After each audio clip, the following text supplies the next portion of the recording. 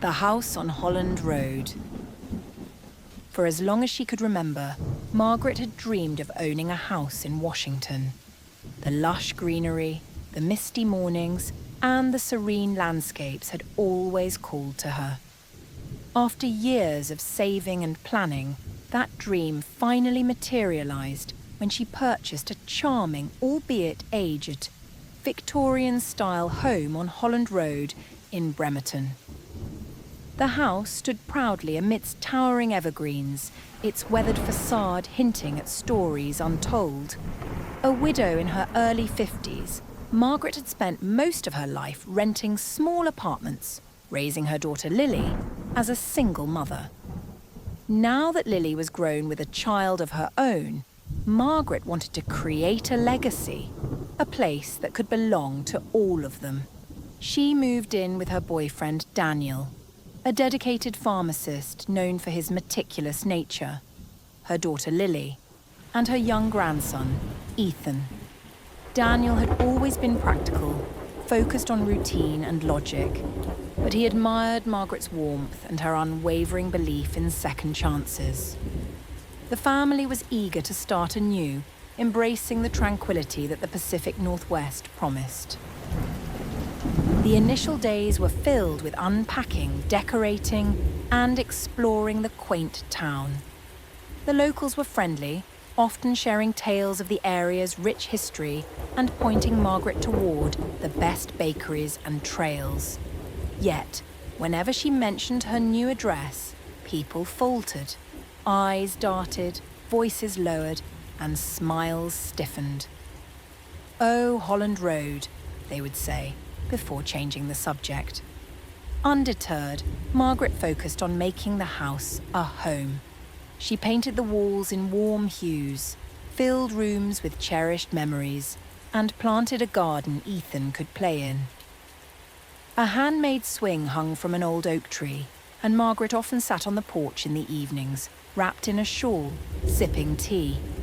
But small oddities began to accumulate. At first, she dismissed them. A door creaking open on its own, a draught of cold air where there should be none, the lingering scent of lavender in empty rooms. One morning she found an antique hand mirror resting in the middle of the hallway, a mirror she'd packed away in a box that hadn't yet been opened. It started with the creaking. Old houses made noises, Margaret reasoned, but these creaks were rhythmic, almost deliberate, echoing through the halls at midnight. Ethan began waking up more frequently, crying and asking to sleep in Margaret's bed. "What's wrong, sweetie?" Margaret asked one night, brushing his hair back.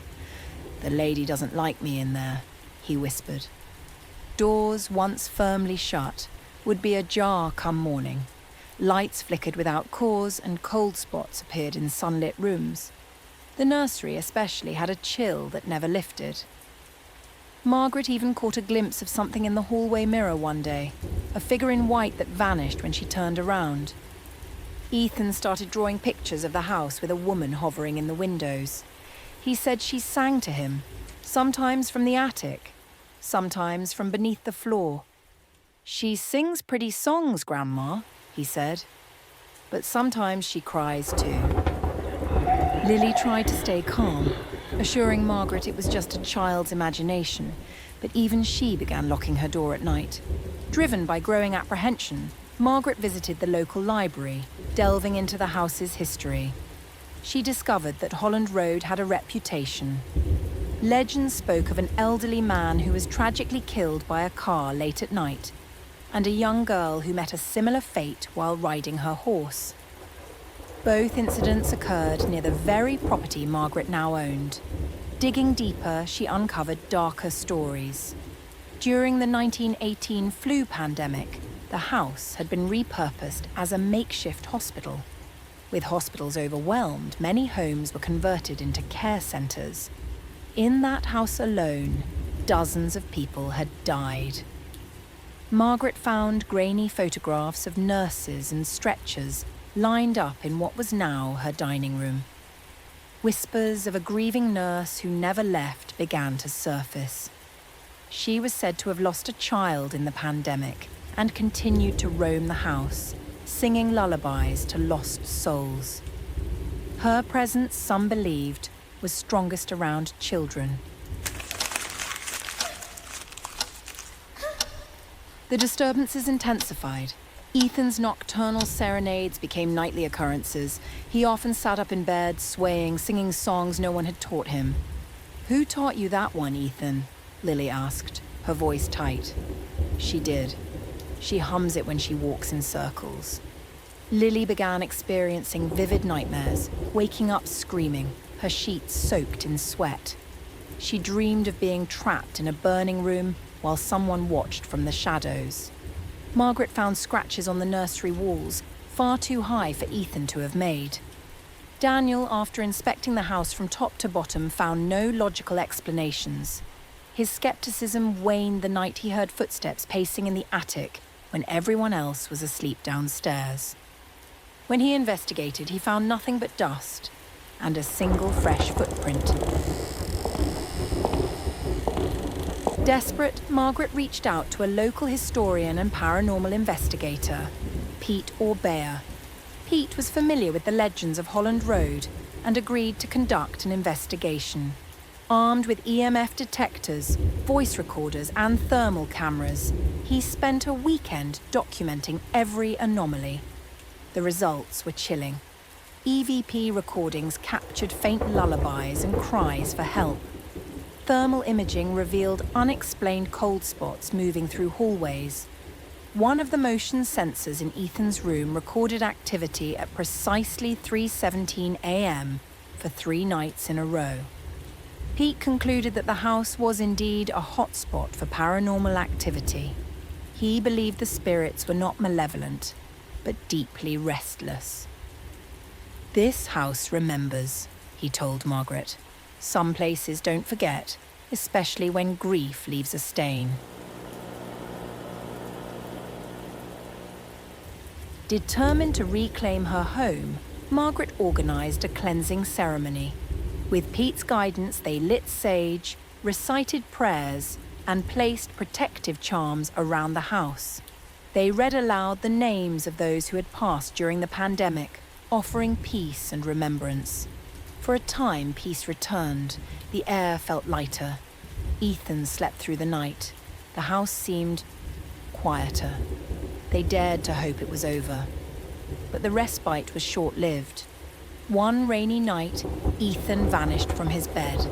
Panic gripped the family as they searched every corner of the house. They found him in the attic, asleep on the floor, curled up next to an old, dust-covered doll. "She said it's her baby," Ethan mumbled in his sleep. "She let me hold it."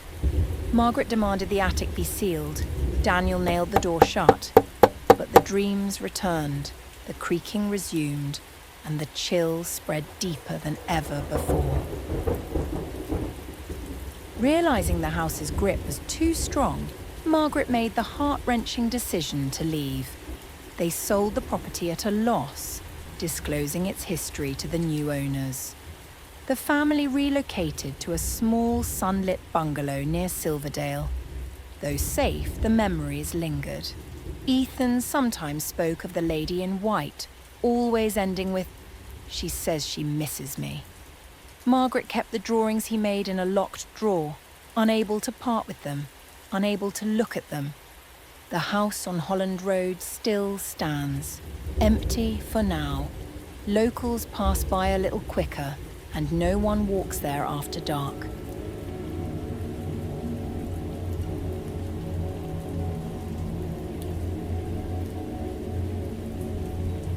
Three months after moving, a package arrived at Margaret's new home.